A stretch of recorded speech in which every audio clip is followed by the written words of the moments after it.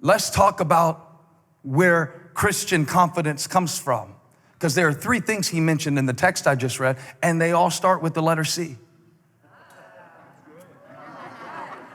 At least they will when I get done with them.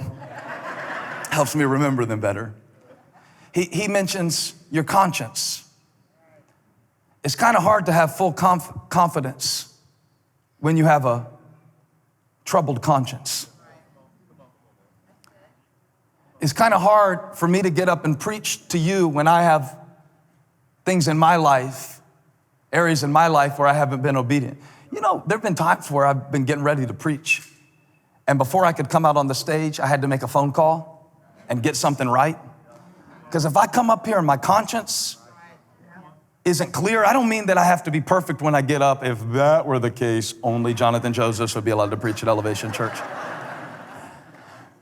But I'm saying some of you lost your confidence because you violated your conscience. And so now in relationships, you can't really look people in the eye because of what you're hiding. Because of text messages you hope your wife doesn't see.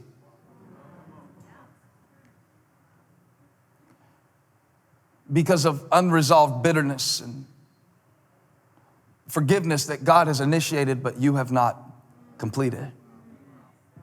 The devil is really masterful at this, because if he can't get your calling without your confidence, he'll get to your confidence through your conscience.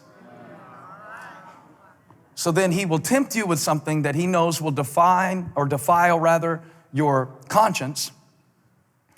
And now, because you have a defiled conscience, you have no confidence. To come into the presence of God requires confidence. The presence of God is the only place where your conscience can be cleansed. We just read it in Hebrews.